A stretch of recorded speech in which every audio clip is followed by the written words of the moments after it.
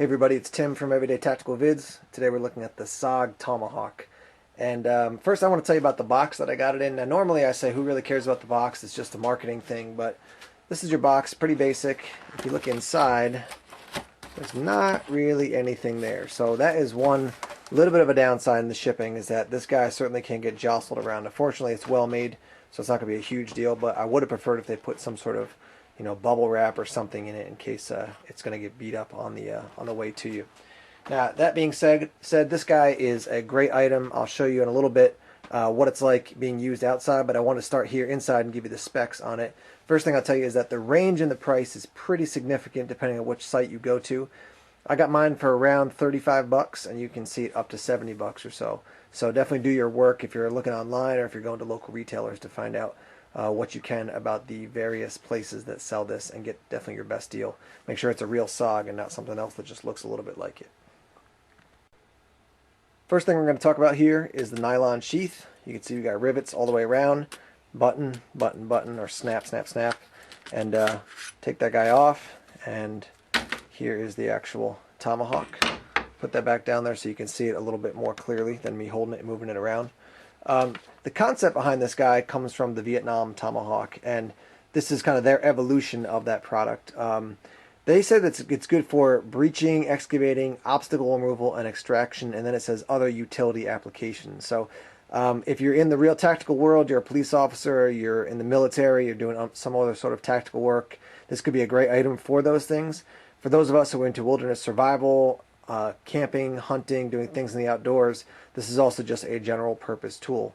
A couple of details about it: made of 420 stainless steel with hard case coating, and it's mounted to a fiberglass reinforced nylon handle with heavy duty bolts and a steel ferrule for stability. So let me show you a little bit of this up close. First I'll say is that the blade does come pretty sharp when you first get it. I've gotten some other things that are not as sharp as this. This definitely does come nice and sharp. It does have this this type of edge in the profile that it can be good for actually throwing, and there's lots of other videos out there with guys who are tossing this at trees and other targets, so you can check that out. Does have your checkering here if you want to use it as a hammer, which we'll show you that in a little bit, and then kind of your pick here on the other end. This guy isn't very sharp when you first get it. You certainly could sharpen it. I don't know why you would, because it's really made more as like kind of a pickaxe as opposed to really being a weapon. You got your two bolts here, or your two rivets here, and then there's probably something going on inside here as well, but at least you got these two very solid. You got this metal casing around it, and then your fiberglass handle. It says SOG down there. Again, you see some of the dirt's beat up, and you can obviously run some paracord or something down there if you want to have some sort of lanyard attached to it. Some more details here. Your end-to-end length of your blade is 2.75 inches. Your weight is 24 ounces, and the overall length is 15.75 inches. They now have the Fast Hawk, which cuts about 3 inches off. So, it's coming up about here, let's say, maybe a little bit more than that. And that's just a smaller version of this. So there are other versions of this guy out here. Now, general use for this guy, I would definitely say chopping with this blade, and we'll show you that. Some sort of, if you need to do some sort of destruction, smashing something, breaking up a rock, breaking a window, something like that, you could certainly use that end as well. You definitely can hammer with this, like I said, we'll show you that.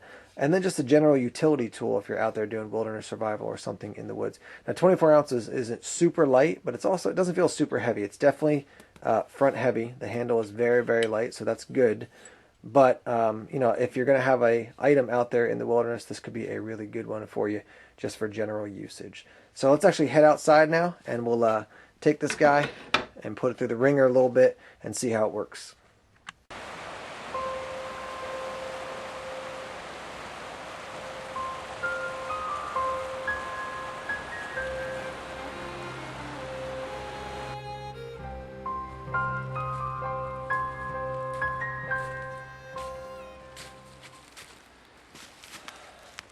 What's up guys, it's Tim, and today we're looking at the SOG Tomahawk. Now you guys saw this reviewed already in the basement there when I was just looking at it and giving you some of the details on it, but let's actually get out here and work it a little bit and see how well it works, alright?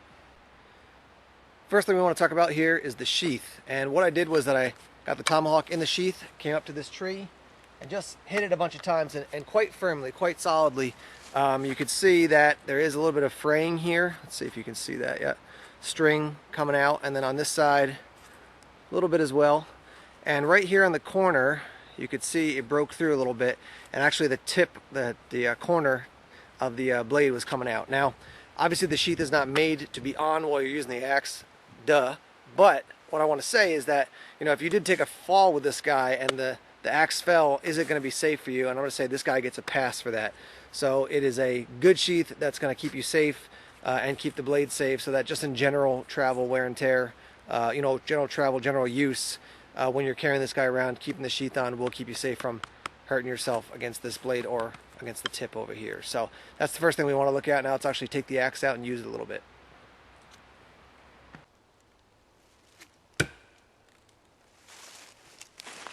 And pop this guy off the tripod. You can see what it looks like up close.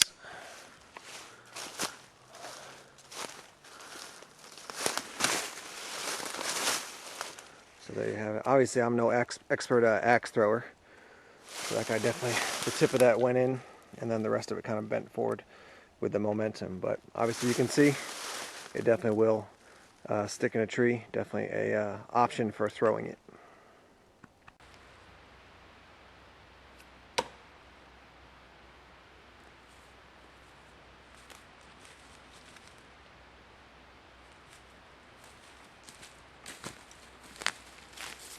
So as you can see, it did land in that tree and stick in there. One thing to note is, because I'm not an expert axe thrower, it did thump quite a bit. I'll show you. Definitely got some dirt there. Beat up on the handle a little bit, even on the blade a little bit there.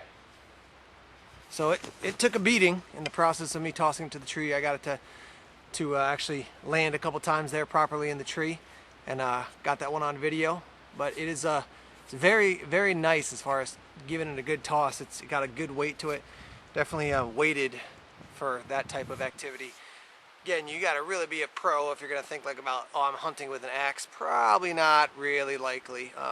Native Americans did use throwing sticks and things like atlatls, other things like that to hunt. But this, I think, is going to be much more of a survival tool if you have it with you and you're out in the woods. All right, let's see how it does on some chopping. Now, normally when I'm out in the woods, I generally try not to destroy anything that's living, whether it's animals, plants, anything, unless it's a survival situation or like ultimately needed. So I got a dead tree behind me. It's a pine, so it's obviously a soft wood, but you'll get a little sense of how sharp the blade is. And I would say coming in, the blade was quite sharp. When I took it out of the package, I wasn't like, this thing is really dull. I got the HK Conspiracy fixed blade on my belt now.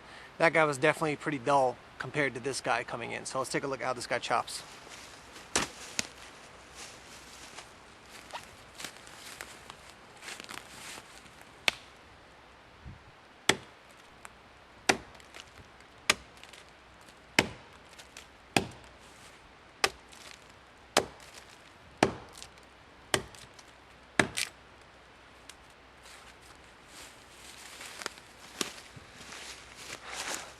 That tree is dead enough that I'm afraid if I cut too much more, either the top limb's going to come crunching down on me, or I'm going to take the tree down. So you can see it cuts quite nicely. Obviously that tree's dead, it's a little bit rotted, but we'll find something a little bit more, a little sturdier, maybe a harder wood, cut into that and see how it works.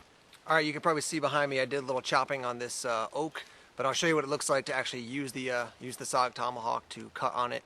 Just because it is a harder wood, you'll get a better sense of, you know, what it's like when it's cutting something other than a dead pine tree. All right, let's check it out.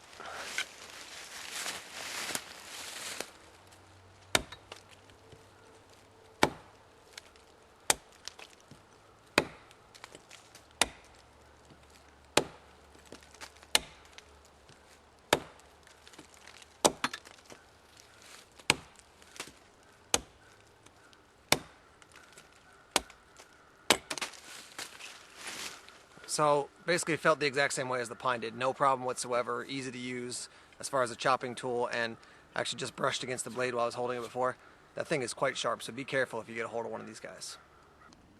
Alright, next thing we're going to talk about is the hammering feature. You can see it's got this checkered portion here on the head of the axe, and I've got a galvanized nail here, about 2 inches, and we'll see how this guy works. One thing I will note, and I'll talk about this in a second, is just the weight of the hammer or the weight of the head of the axe and how it's weighted compared to the handle does make it a little bit interesting to hammer. But we'll try this guy out and then we'll talk about that a little bit.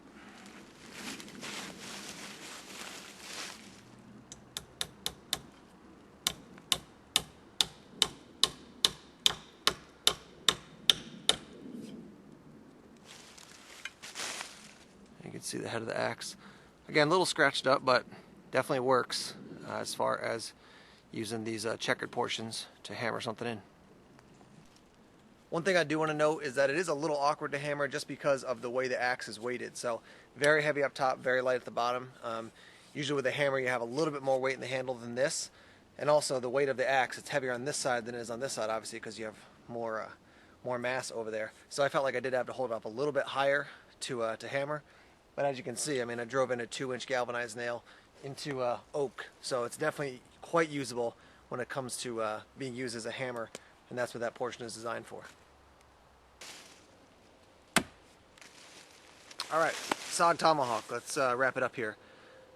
Good overall survival tool, definitely. Would it be my top choice if I had to have a bladed item in a survival situation or in a wilderness situation, camping, whatever it is? Probably not. If I had specific jobs where I was going to be doing a lot of chopping or chopping and hammering, then yeah, I would probably choose this rather than trying to bring, you know, an axe and a saw or something like this. This can serve both purposes. Not super heavy, very solidly built, so it's a good option for that.